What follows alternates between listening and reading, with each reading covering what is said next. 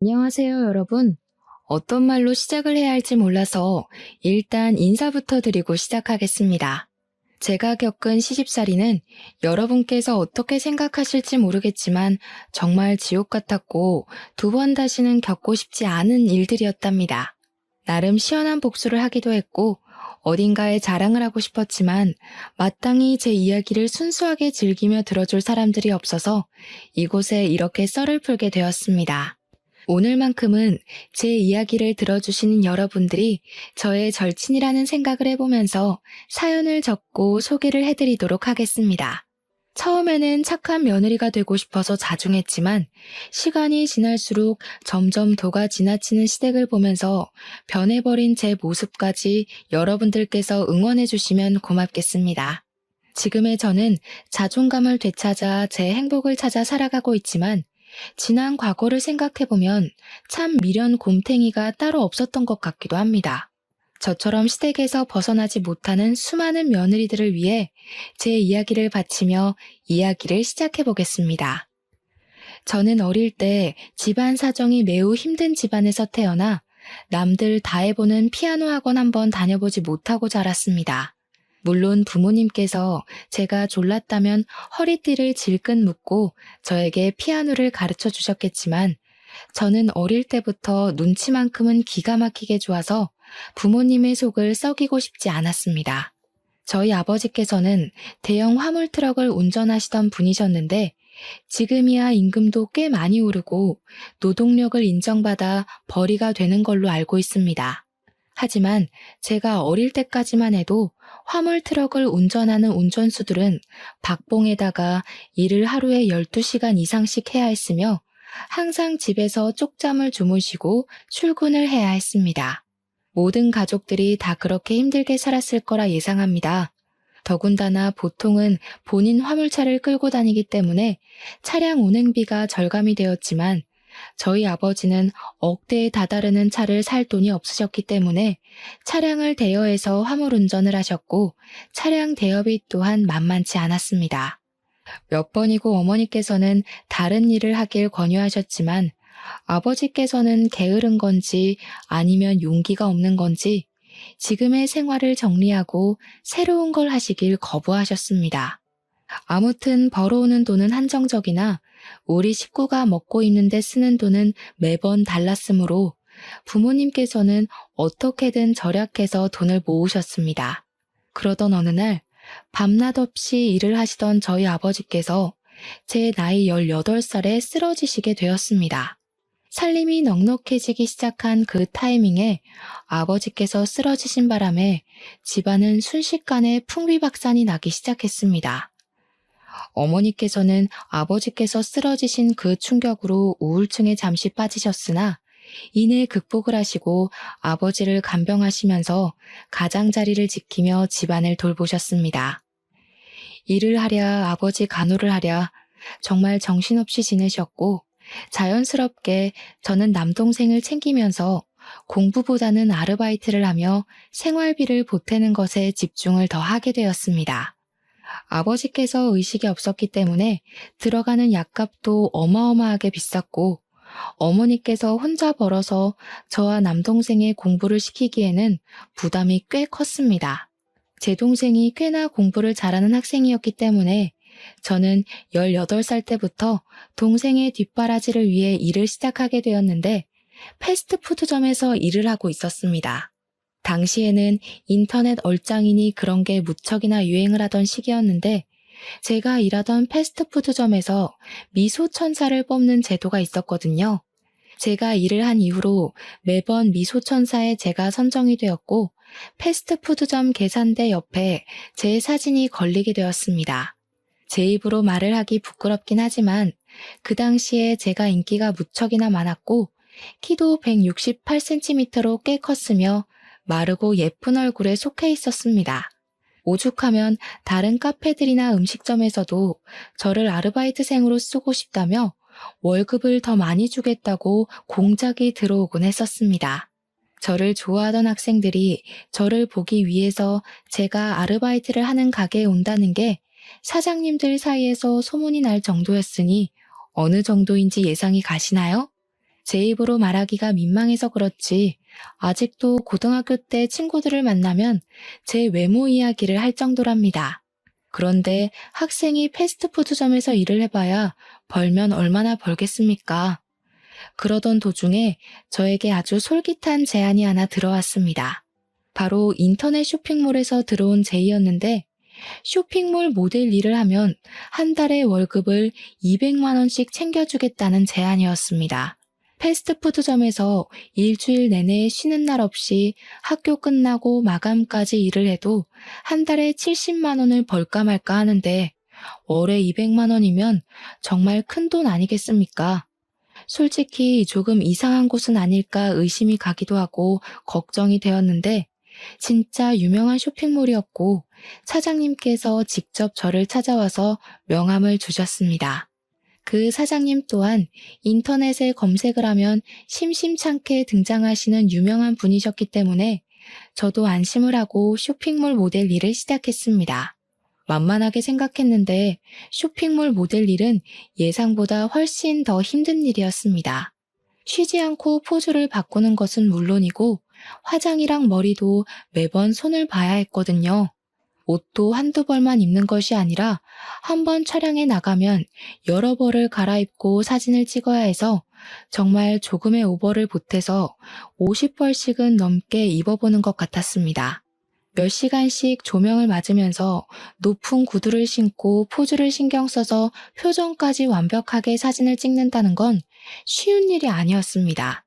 야외에서 촬영이 이루어지기라도 하면 정신없이 움직여야 하고 옷을 갈아입을 공간이 없어서 불편하고 고생이 엄청났습니다. 연예인들은 어떻게 이런 일을 매일같이 수십 번씩 하는지 대단하다는 생각이 들 정도였습니다. 저는 18살 때부터 일을 시작해서 그런 건지 생각보다 주위 사람들의 도움도 많이 받게 되었고 다른 모델 언니들도 저를 귀여워해 주셨습니다. 덕분에 빠르게 쇼핑몰 일에 적응을 할 수 있었고 제 나이 23살이 되었을 때엔 젖살도 빠지고 미모에도 물이 올라서 쇼핑몰계에서는 꽤 유명한 모델이 되었습니다. 정말 제가 그때의 사진을 돌려보면 어떻게 이리 이쁠 수 있을까 싶을 정도로 제 외모가 완벽하게 피어올랐던 시기였습니다. 그때 당시에 저를 추종하던 팬들도 생겼는데 쇼핑몰 사무실로 저에게 선물을 보내주는 사람들도 있었고요. 저를 찾아와 주시는 분들도 있었습니다. 길에 가다가 마주치면 커피라도 한 잔 사주시려고 하시고 팬이라고 편지도 주시고 정말 연예인 못지않은 인기를 누렸습니다. 대학을 가지 않고 바로 일에 뛰어들기를 잘했다고 생각할 정도로 저는 과분한 사랑을 받았고 제 팬들이 늘어날수록 저의 월급도 늘어나게 되었습니다. 저로 인해서 판매되는 옷들의 양이 늘어나니까 사장님께서 신이 난다고 상여금식으로 인센티브를 더 얹어주셨거든요. 저는 그 뒤로도 쭉 쇼핑몰 모델로서 일을 하면서 돈을 벌었고 어머니께서 일을 하지 않아도 아버지의 간병에만 집중해도 돈이 부족하지 않을 만큼 벌어왔습니다. 동생의 대학 등록금도 무리 없이 지불할 수 있었고 물론 저 개인적인 사치를 할 수는 없었지만 쇼핑몰 물건을 아주 저렴하게 구매가 가능했기 때문에 아쉽진 않았습니다. 그렇게 몇 년을 더 고생한 결과 26살까지도 열심히 쇼핑몰 모델로서의 유명세를 유지하고 있었는데 중간중간에 얼굴에 주사도 맞고 하면서 미모를 유지하고 있었습니다. 그 당시에 잡지 같은 데에 촬영 제의가 들어오기도 해서 미용실에 가면 있는 여성 잡지들 한편에 제 사진이 실리기도 하는 영광을 맛보았죠. 연예인을 하자고 소속사에서 콘택트가 오기도 했었는데 촬영을 몇 년간 해보니 연예인은 도무지 업으로 삼진 못하겠더라고요. 제가 26살이 된 그때 사장님께서 저에게 한 남자를 소개해 주었는데 그게 바로 제 남편이었습니다. 남편은 저를 예전부터 사진으로만 보다가 실제로 보니까 연예인을 보는 기분이라면서 저를 만나는 게 소원이었다고 띄워주곤 했습니다. 사장님 지인이라 처음에는 어색하게 대하긴 했지만 계속해서 보다 보니 주접을 떠는 모습까지도 부담스럽지 않게 위트 있고 재미가 있더라고요. 원래 같이 있을 때 재미있는 남자가 자꾸 보고 싶은 남자고 궁금해지는 남자 아니겠습니까? 저는 자연스럽게 남편에게 스며들게 되었습니다. 남편은 내노라 하는 4년제 대학을 졸업을 하고 전공을 살려서 대기업에서 일을 하고 있다고 소개를 받았습니다. 저는 보통 그런 사람들은 공부만 진창한 느낌이라 뭐랄까 정말 재미도 없고 분위기 어색하게 만드는 재주가 있을 거라고 예상을 했거든요. 하지만 제 남편은 저를 편안하게 만들어주고 무엇보다 분위기를 띄우는데 상당한 재주가 있었던 사람이라 모든 사람들과 잘 어울리는 외향적인 성격을 가지고 있었습니다. 처음에 사장님께서 공돌이라고 했기 때문에 아예 관심조차 가지지 않으려고 했었는데 반전인 매력이 있었던 것이죠. 외향적인 성격으로 저에게 계속해서 들이대는 남편을 저는 결국 받아주게 되었고 저희는 연애라는 것을 하기 시작했습니다. 그동안은 제가 사는 게 바빠서 연애를 할 생각도 하지 못했었는데 어느 정도 삶의 여유가 생기기 시작하니까 저도 사랑이라는 것을 해보고 싶다는 생각을 가지게 되었습니다. 처음 데이트는 어색함 투성이었지만 두 번째, 세 번째 만남이 지속될수록 우리 남편이 정말 진국인 사람이구나, 너무 사랑스럽다 하는 생각을 하게 되었습니다. 그렇게 2년이라는 시간 동안 연애를 했고 제 나이 28살이 되던 해에 남편에게 프로포즈를 받게 되었습니다. 그 당시에 저는 이미 나이가 꽤 있었기에 쇼핑몰 모델로서 일을 하기엔 어려움이 있어서 후배들을 양성하는 취지로 일을 하고 있었습니다. 촬영장을 따라다니면서 포즈에 대한 조언도 해주고요. 전체적인 스타일을 잡아주는 일도 겸하고 있었습니다. 아주 가끔 가다가 저에게 어울리는 옷이 있을 때만 촬영에 나가고 있었기 때문에 제 인생의 전환점이 필요한 시기라고 느끼고 있었습니다. 저희 어머니께서도 일만 하면 열심히 살았다면서 제가 돈을 벌어서 동생 대학을 졸업시키고 뒷바라지를 쭉 해오고 있었기 때문에 앞으로는 제가 하고 싶은 걸 하면서 살라고 하셨습니다. 그래서 저는 남편의 프로포즈를 받아들여 결혼을 하기로 결심하게 됐고 군대를 다녀오고 대학까지 졸업을 한 남동생이 앞으로 어머니를 잘 챙기길 바라면서 결혼을 했습니다. 그때까지도 저희 아버지는 10년이라는 세월을 누워서 의식도 없이 버텨내고 계신 중이었습니다. 하루하루 말라가고 몸에 욕창이 생기는 아버지를 보면서 가슴 아파하며 지냈지만 결혼은 또 다른 문제였기 때문에 열심히 진행을 했습니다. 아버지 없는 상견례 자리가 조금 마음이 욱신거렸고 버진로드를 아버지의 손을 잡고 건널 수 없음이 슬펐지만 저는 결혼을 하고 신혼생활을 즐기고 있었습니다. 하지만 하늘도 무심하시지 결혼한 지 4개월밖에 되지 않은 시점에 아버지께서 돌연 세상을 떠나시고 말았습니다. 어머니께서는 아버지께서 제가 결혼을 할 때까지 버틴 것 같다고 너무 슬퍼하지 말라 하셨지만 그게 어찌 마음대로 되겠습니까? 평생을 고생만 하다 돌아가신 우리 아버지가 안쓰러워 어쩔 줄 모르고 내내 울었습니다. 우리 남편은 인사 한번 제대로 드리지 못한 아버지의 장례식을 내내 지켜주고 정말 많이 저를 위로해 주었습니다.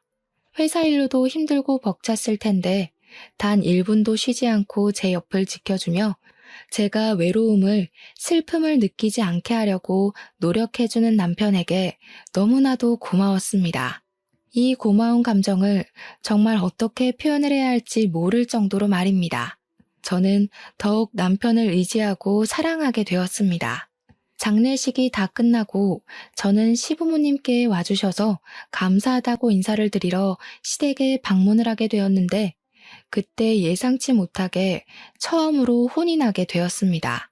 그때부터 제가 상상도 하지 못한 시집살이가 시작되었던 것이었습니다. 시모는 저에게 우리 아들이 외벌이로 일을 하느라 힘이 들어 죽겠는데 장례식장까지 지키고 있어야지만 속이 시원했냐고 하시더라고요.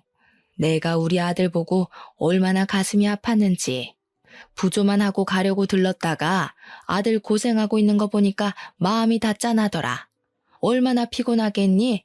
일주일 내내 출근하고. 아휴, 그게 무슨 소리야 엄마. 내가 당연히 장인어른 장례식을 지켜야지. 그럼 누가 지켜? 얘가? 내가 지금 내 며느리한테 잔소리하는데 네가 왜 끼어드니? 가만히 있어.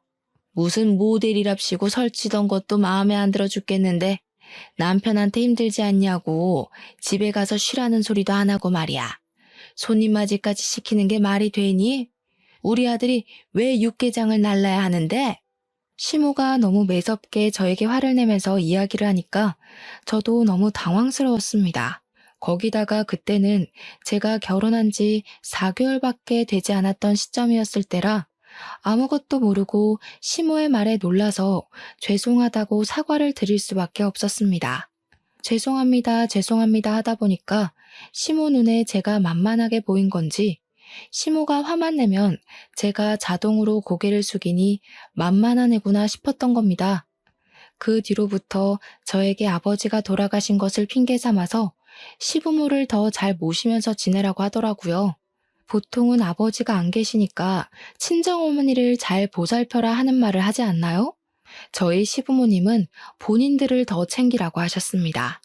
저에게 번듯한 대학을 졸업한 남동생이 있지 않냐고, 원래 부모는 남자 쪽이 챙기는 거라면서 저한테는 본인들을 챙기라고 하더라고요. 듣다 못한 남편이 제 편을 들어주면서 잔소리 좀 그만하라고, 장모님도 잘 챙길 거고 효도도 알아서 할 테니까 그만하라고 중재를 해주었습니다. 남편이 나서자 시모는 더욱 뾰족한 말투로 저에게 잔소리를 하셨죠. 본인 아들을 어떻게 휘어잡은 거냐면서요. 그날 집으로 돌아오면서 남편은 저에게 연신 미안하다는 말을 뱉었습니다. 자기가 부족해서 그런 소리를 듣게 했다면서 앞으로는 이런 일이 벌어나지 않도록 잘 막아주겠다고 약속을 꼭꼭 걸더라고요. 사실 시댁에서 남편이 중재를 해주었다는 것만으로도 고맙고 든든했는데 앞으로는 더 잘해주겠다고 하니까 저도 믿게 되더라고요. 더군다나 진심으로 이야기를 해주니 시댁에서 혼나서 우울했던 기분들이 전부 사르르 녹는 것 같았습니다. 든든한 제 편이 존재한다는 게 참으로 좋더라고요. 남편은 제 남동생이 일을 시작해서 저희 어머니를 부양하고 있는 걸 보고 사회초년생이 무슨 돈이 넘쳐서 오롯이 부담을 하겠냐고 하더라고요. 저도 남편에게 그럴 필요 없다고 결혼 전에 모아두었던 돈을 남편과 상의 후에 친정에 다 드리고 왔었는데 그 이야기를 했습니다. 그래도 결혼 전에 모은 돈이 꽤 있어서 당장 부족하진 않을 거라고 걱정하지 말라고 했더니 남편은 그건 또 도리가 아닌 것 같다고 했습니다. 우리 형편이 지금 넉넉하기 때문에 용돈 드리는 부분을 걱정하지 않아도 될 것 같다고 남편이 꼭 우리 어머니께 용돈을 드리고 싶다고 하는 겁니다. 그러면서 매달 50만 원씩 드리겠다고. 우리 남편이 대기업에 다니고 있어서 연봉이 꽤 높았거든요. 시댁에도 50만 원, 친정에도 50만 원을 드리겠다고 하니 저야 뭐 고마웠죠. 생활비 받아 쓰는 데엔 문제가 없었으니까요. 그렇게 우리 둘이 잘 정하고 상의까지 끝마쳤는데 이걸 시모가 어떻게 알았는지 저에게 전화가 와서는 소리를 대뜸 지르시더라고요. 너 지금 제정신이니? 우리 아들이 뼈 빠지게 고생해서 벌어온 돈을 왜 친정에 갖다 준다고 그래? 제가 주라고 한 게 아니라요. 그이가 양가에 용돈을 드리자고 한 건데요. 예, 그럼 말렸어야지. 그이가 어머님께도 드린다고 저희 친정에도 보내고 싶다고 한 거예요. 제가 공평하게 주자고 한 게 아니라요. 얘가 내 아들이니까 당연히 나한텐 줄 수 있지. 근데 너네 엄마는 아니잖아? 저는 어이가 없었습니다. 너네 엄마라는 호칭이 가당키나 한 말인가요? 어떻게 사돈어른도 아니고 너네 엄마라고 말을 할 수 있는지. 저희 친정어머니는 시모가 앞에 없어도 항상 안사돈 하면서 호칭을 꼬박꼬박 불러주시는데 그것도 제 앞에서 너네 엄마. 저는 시모에게 남편이랑 이야기를 해보시라고 남편에게 분명 용돈 안 드려도 된다고 했다. 근데 남편이 계속해서 우겨서 주겠다고 한 건 다 했습니다. 뭐 시모가 물어보는 것도 아니고 시작부터 제정신이냐고 대뜸 소리를 지른 마당에 저라고 시모 눈치 보면서 살갑게 이야기를 해야 할 필요를 못 느끼겠더라고요. 게다가 시모가 바락바락 저러니까 우리 어머니께 드리는 용돈을 끊으면 안 되겠구나 하는 생각도 들었습니다. 시모의 속을 뒤집어 놓을 수 있다면 뭐든 할 수 있겠다 싶었거든요. 아무튼 시모에게 한쪽 집에만 용돈을 드리는 건 경우가 없는 것 같다고 남편이 굳이 친정에도 주겠다고 해서 그러라고 한 거라 말을 했습니다. 그러자 시모가 갑자기 하하면서 기가 차다는 듯 웃는 게 아니겠습니까? 너 지금 나한테 경우 없다고 말을 하는 거니? 저는 그런 말 한 적 없어요, 어머님. 경우가 없다며 경우가. 그 말이 그 말이지. 애가 고졸이라더니 못 배워서 그런 거니? 할 말 못할 말 구별을 못하네. 솔직히 네가 얼굴 빼고 볼 게 뭐가 있어? 그것도 뭐 죄다 성형수술한 거 아니니? 내가 살아온 연륜이 있어서 딱 보면 척아는데 너 얼굴 죄다 손본 거잖아. 그러면서 제 외모에 대한 공격을 시작하는데 저 정말 맹세코 얼굴에 주사는 몇 번 맞아본 적 있어도 수술은 해본 적이 없었거든요. 굳이 이 얼굴로도 충분히 잘 먹고 잘 사는데 제가 그 큰 돈을 주고 성형을 할 필요를 못 느낀 탓이 컸습니다. 그런데 시모의 성형 공격이 더 어이가 없었던 이유는 시모야말로 어디서 이상하게 성형수술을 받은 탓이 얼굴이 완전히 무너져 내려 있었거든요. 코는 이미 수축이 와서 들창코가 되어 있었고 얼굴 주름이 하나 없이 팽팽한데 목주름은 쭈글쭈글했고요. 저 눈이 감기나 의심이 들 만큼 쌍꺼풀이 크게 잡혀 있었습니다. 살아온 연륜 때문에 아는 게 아니라 그냥 수술을 많이 해서 아는 게 아닌가 싶을 정도였습니다. 제가 아무 소리도 하지 않고 전화기만 들고 있었더니 저한테 찔려서 그러냐고 물어보시더라고요. 설마 남편은 제가 성형한 거 모르는 건 아니냐면서 설레발을 치셨습니다. 여우가 따로 없다면서 혀를 끌끌 차는데 기분이 팍 상해버렸죠. 어머님, 저 얼굴에 칼 안 댔어요. 가끔 보톡스 같은 건 맞아봤어도 얼굴에 어머님처럼 실리콘은 안 넣었습니다. 뭐가 어째? 야, 너 지금 뭐라고 그랬어? 어머님, 제가 나중에 좋은 병원 하나 소개해드릴까요? 그 병원이 제 수술로 진짜 유명한 병원인데 들창코도 고쳐주고 안 감기는 눈도 고쳐준대요. 어머님께서 거기 방문하셔서 재건 수술 받으시는 게 좋을 것 같아요. 그러고 전화를 끊어버렸습니다. 가슴이 벌렁벌렁 하는데 속은 엄청나게 시원하더라고요. 그래도 말을 뱉어놓고 찔리긴 했죠. 시모가 어떤 식으로 받아칠지 몰랐으니까요. 남편이 퇴근하고 오자마자 이야기를 전달해주니 깔깔 소리가 나게 웃는 게 아니겠습니까? 와, 그거 우리 엄마 콤플렉스인데. 우리 엄마 코 수술이 잘못돼가지고 들창코가 된 거거든. 무슨 실리콘이 어떻게 됐다나 뭐라나. 그러면서 저에게 너무 신경 쓰지 말라고 자기가 잘 막아주겠다고 이야기를 해주어서 일단 한시름 놓게 되었습니다. 아니나 다를까 며칠 뒤에 시댁에서 주말에 밥을 먹자며 부르시길래 어떤 말을 하실까 싶어 잔뜩 긴장을 하고 시댁에 방문하게 되었습니다. 시모가 저를 보자마자 아주 잘 걸렸다는 얼굴로 내 아들 앞에서도 한번 말해봐라 하시더라고요. 저는 무슨 말인지 모르겠다는 듯이 시모를 쳐다보니까 가증스러운 얼굴 하지 말고 전화에 대고 말했던 것처럼 한번 해보라고 하시대요. 내 얼굴이 뭐가 어쩌고 어째? 왜? 재수씨가 뭐라고 그랬는데? 아, 별말 아니던데? 엄마 코가 들창코잖아. 재수술 잘하는 좋은 병원 소개해준다고 그랬대. 남편이 먼저 선수를 치면서 아주버님에게 이야기를 하자 시모가 헐 대놓고 소리를 내더라고요. 아주버님은 눈치가 없는 건지 일부러 그러는 건지 그거 좋은 생각이네 하면서 식사를 하시는데 일단 악의적인 발언은 아닌지 별 생각 없어 보이는 얼굴로 말을 하더라고요.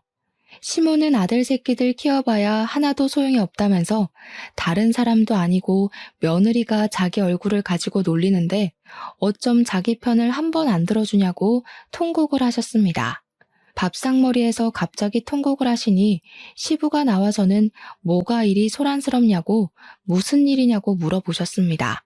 그러니 시모가 또 이간질을 하고 싶은 건지 저를 혼내고 싶은 건지 똑같은 소리를 하시더라고요.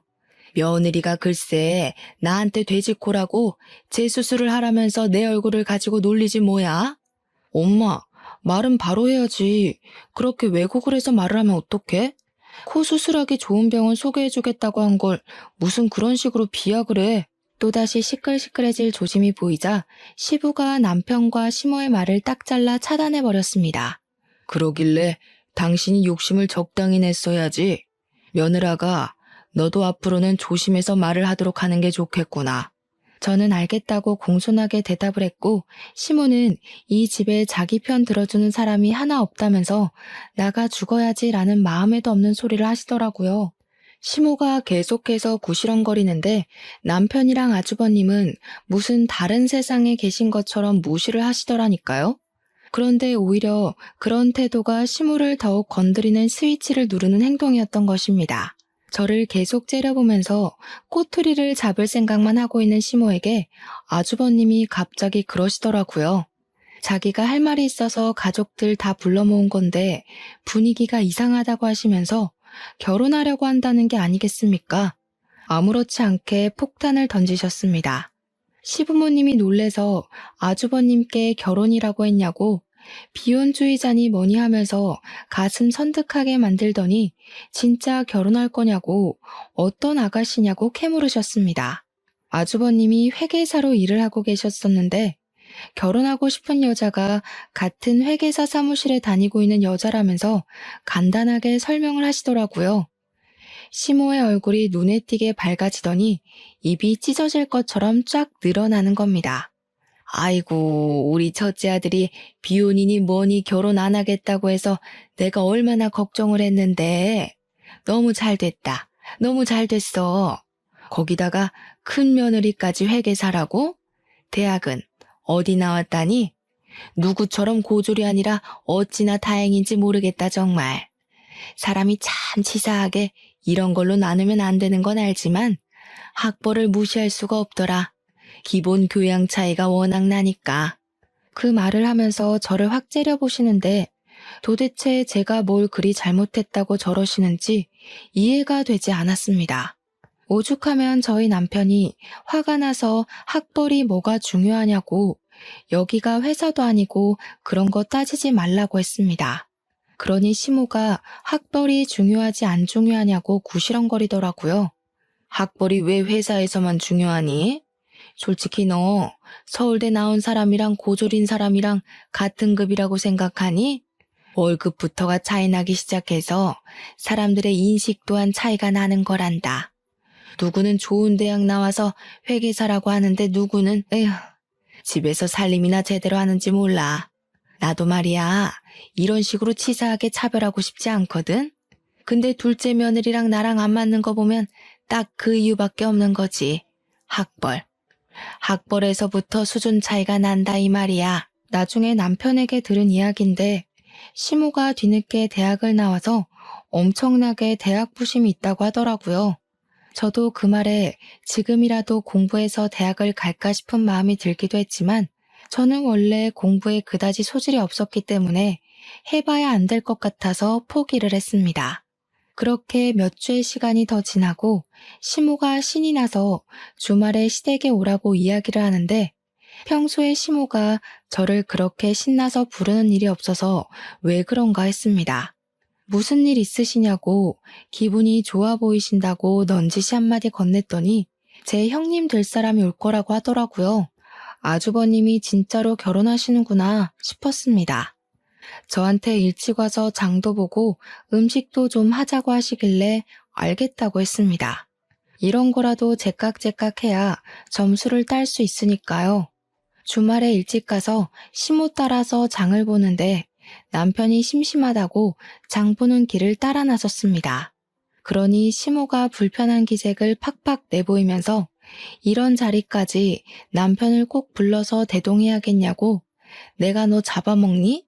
하면서 핀잔을 주시더라고요.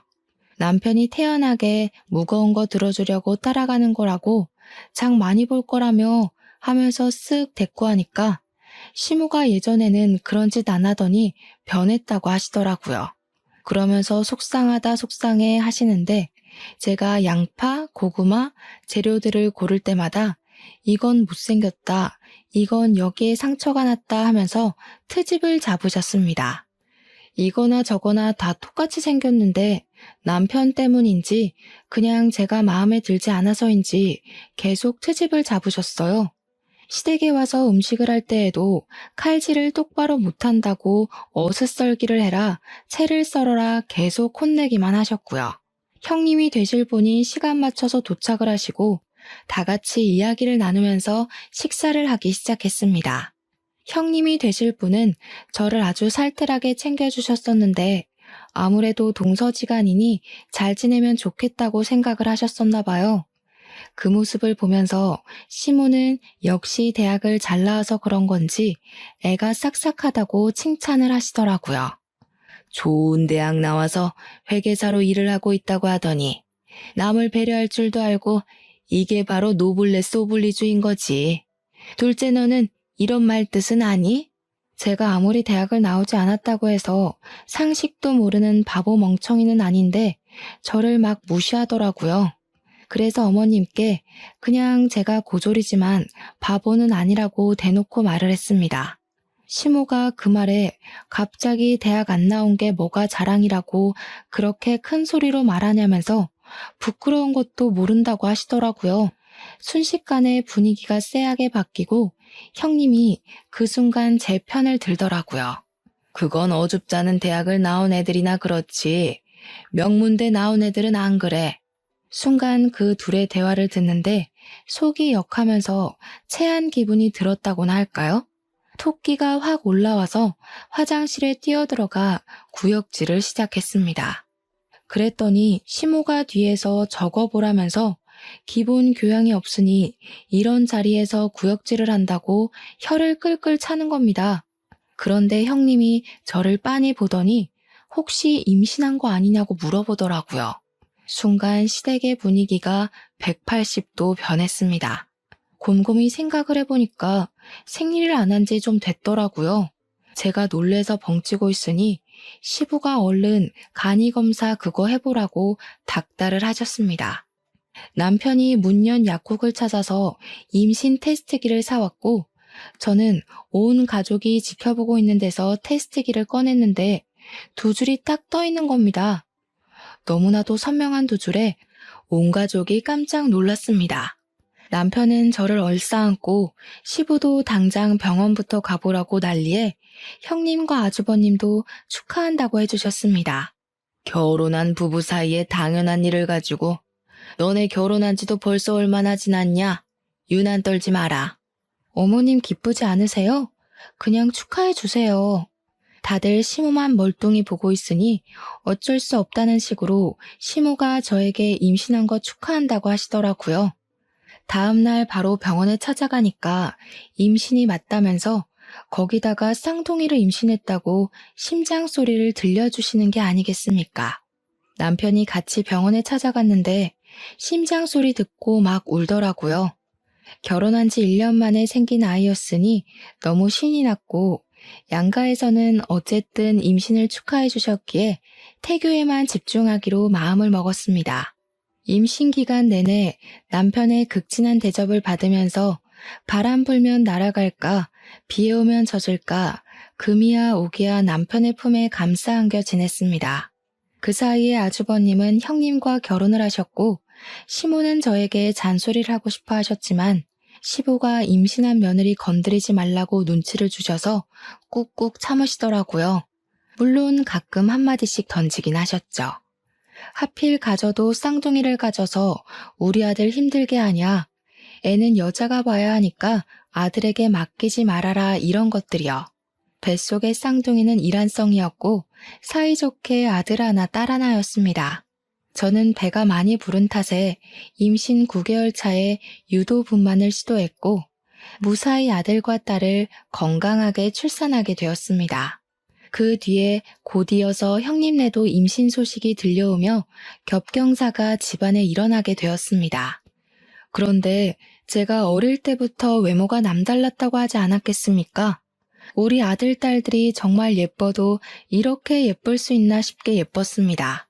병원에서도 조리원에서도 딱 봤을 때 예쁜 애들 찾으면 저희 아이일 정도였고요. 예쁘다고 소문이 자자한 아이가 바로 저희 아이들이었습니다. 하지만 육아의 강도는 예쁜 것과 전혀 관계가 없더라고요. 쌍둥이를 키우면서 얼마나 체력적인 소모가 컸는지 임신하면서 찐 살이 모조리 다 빠지고 말았습니다. 시터 이모님을 고용해서 아이들을 돌봤음에도 불구하고 정말 헬류가 하는 게 뭔지 알겠더라고요. 한 명이 울면 다른 한 명도 따라 울고 밥을 주거나 기저귀를 갈아주는 거나 진짜 죽을 만큼 힘든데 저희가 남편 외버리지 않겠습니까? 양가의 용돈을 드리면서 시터 이모님 월급까지 드려야 하니 경제적인 부담이 되기 시작했습니다. 남동생이랑 요즘 살림하기 힘들다 이야기를 하다가 남동생이 저에게 그러지 말고 아기들도 예쁘니까 애들 데리고 아이오 쇼핑몰을 해보라고 권유를 했습니다. 제가 원래 쇼핑몰 모델도 했고 그쪽에서 오랜 시간 일했으니 도매 쪽 일도 잘 알고 있었고요. 순간 훅 하는 마음이 들어서 남편을 붙잡고 이야기를 했는데 남편도 나쁘지 않은 것 같다면서 해보고 싶으면 해보라고 저를 응원해 주었습니다. 그래서 저는 남대문에 있는 아동복 상가를 돌아다니면서 옷을 구매했고 이제 돌이 된 아이들에게 입혀다가 사진을 찍었습니다. 쇼핑몰에서 일을 했던 경험이 있어서 그런지 사진도 꽤 잘 찍었고 보정도 조금 할 줄 알았거든요. 그리고 SNS에 사진을 올렸는데 제 팬이었던 사람들이 저를 어떻게 알고 찾아와서는 아기 낳았냐고 아기 옷 정보를 달라고 댓글을 달더라고요. 그래서 이때다 싶은 마음에 제가 이 아기 옷들을 팔아보려고 하는데 어떨 것 같냐고 은근히 팬들에게 물어보았더니 당장에 팔아달라고 사겠다고 손을 막 들더라고요. 바로 사이트를 오픈하기에는 실패의 두려움이 커서 SNS를 통해서 주문을 받은 만큼만 옷을 구매해 사람들에게 배송을 하기 시작했습니다. 처음에는 많이 알려지지도 않고 해서 2, 30만 원의 수익만 나던 것이 4개월쯤 지나니까 100만 원이 넘는 돈이 수익으로 남더라고요. 장사가 점점 잘 되기 시작하면서 현금 영수증이나 카드 결제를 요구하는 사람들이 늘어나서 저는 사업자를 냈습니다. 정식으로 사이트를 오픈하고 모델은 저희 아이들로 촬영을 시작했습니다. 장사도 잘 되고 좋았는데 배송 물건 포장하는데 시간이 너무 오래 걸리더라고요. 저랑 남편이랑 둘이서 하니까요. 주문까지는 어떻게 잘 넘어가겠는데 배송이 오래 걸려서 어머니께 부탁을 드리니 친정 어머니께서 아르바이트를 흔쾌히 해주셨습니다. 저는 시급으로 계산해서 어머니 용돈을 챙겨드리고 일도 점점 늘리게 되었습니다. 그러다가 배송 나가야 할 짐이 집에 두기 어려울 정도로 불어나서 사무실까지 오픈을 하게 되었습니다. 그 사이에 형님도 출산을 하셨고 제 사업은 점점 커졌습니다. 형님이 출산을 하셨으니 병원에 시댁 식구들이랑 찾아갔는데 제가 신생아 옷을 잔뜩 사갔거든요. 형님께 선물이라고 저희 사이트에서 판매하고 있는 옷이랑 아기 액세서리 같은 걸 잔뜩 드렸더니 너무 좋아하시더라고요. 그래, 너 무슨 옷 같은 걸 판다면서? 군뱅이도 구르는 재주가 있다더니. 어머님, 군뱅이라뇨. 제가 얼마나 버는 줄 아시고 그런 소리를 하세요? 저 이제 꽤 버는 사장님이에요. 예, 말이 되는 소리를 해라. 고졸이 사업체 운영해봐야 뭘 안다고 그리 잘하겠니? 어디 가서 사기 안 당하게 조심이나 해라. 내가 너한테 바랄 건 그것뿐이다. 제가 물론 사이트를 오픈했지만 SNS 홍보도 하고 협찬이나 광고 같은 것도 잘 들어오거든요. 한 달 전에 광고나 협찬까지 붙으면 진짜 1,000만 원은 우습게 버는 수준이란 말입니다. 동서, 쇼핑몰 진짜로 잘 되던데. 새 상품 올라오는 날에는 대기해서 구매해야 되던데 나도 사려다가 실패했어. 옷 사고 싶은 거 있으면 품절되고 그러더라. 워낙 시조카들이 예쁘니까 더 잘 되는 것 같아. 엄마 닮아서 얼마나 예뻐. 엄마를 닮긴 뭘 닮아? 완전히 우리 아들 닮았지. 고슴도치도 아니고 무슨. 객관적으로 보나 주관적으로 보나 우리 마누라 닮았지. 그랬더니 시모가 자기 편 들어주는 사람이 한 명도 없다면서 완전히 삐져서 집으로 가셨습니다. 형님도 괜히 불편하셨는지 저한테 시모 말 신경 쓰지 말라고 하시길래 그냥 끄덕이고 몸조리 잘하시라고 전한 뒤 집으로 돌아왔습니다. 그 뒤로 몇 개월이라는 시간이 훌쩍 지났고 저는 쇼핑몰 운영을 활발히 하면서 지냈는데 아이들이 모델로 있다 보니까 가끔 길 가다 보면 알아보는 사람들이 나타나곤 했습니다. 시댁 식구들이랑 전부 해서 큰 쇼핑몰에 가서 구경도 하고 밥도 먹고 하고 있는데 어떤 아기 엄마가 저에게 다가오더라고요.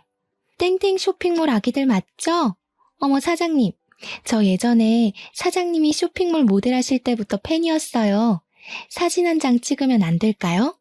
제가 당연히 좋다고 사진도 찍고 막 이야기도 나누고 했는데 그 아기 엄마 이후로도 2명 정도가 저에게 말을 걸었습니다. 그랬더니 시모가 그제야 슬쩍 저에게 물어보시더라고요. 너 그 쇼핑몰 정말 잘 되냐? 네, 어머님. 저 요즘 순이익이 1,000만 원 넘게 나와요. 1,000만 원이라는 말에 시모가 헉소리를 내더니 그 뒤로 이상하게 미묘하게 달라진 태도로 저를 대하시더라고요. 그 쇼핑몰에 간 날 제가 시조카들은 물론이고 아주버님 부부의 시부모님까지 옷이며 밥이며 싹 사드리고 남편 명품 벨트도 턱턱 사줬거든요. 제가 그만큼 돈을 벌어서 가족들에게 쓰니 시모도 뭐라 구박하기가 애매하셨던 거죠. 그날 이후로 몇 주의 시간이 지나가는 동안 저에게 잔소리 한 번을 안 하시더라고요. 제가 이때다 싶어서 시모에게 저랑 같이 커피 한 잔 마시러 가자고 연락을 했더니 시모가 쭈뼛쭈뼛하게 그럴까? 하시면서 따라 나서시는 겁니다. 예전에 봐뒀던 예쁜 카페에 시모를 모시고 갔더니 세상에 이렇게 예쁜 카페는 처음 본다면서 되게 좋아하시더라고요. 커피가 나오고 잠시 침묵이 흘렀는데 시모가 슬쩍 저에게 그러시더라고요. 네가 그리 돈을 많이 버는 줄 몰랐지 뭐냐. 그래서 이런 곳도 자주 오고 그러니? 예전 같으면 아들 돈 쓴다고 잔소리를 했을 텐데 이제는 그런 말도 안 하시더라고요. 어머님, 이런 데 나오시니까 좋죠? 이제 저 그만 미워하시고 저랑 좋은 데 많이 다녀요. 형님도 아기 조금 더 크면 셋이 같이 다니면 좋잖아요.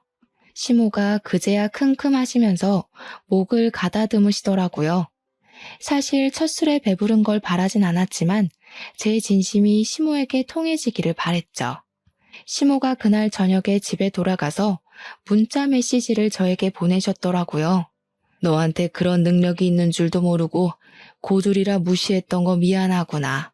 원래 아들 가진 엄마 마음이라는 게 다 그런 거다. 우리 아들이 세상에서 제일 잘난 줄 알아서 그런 거야.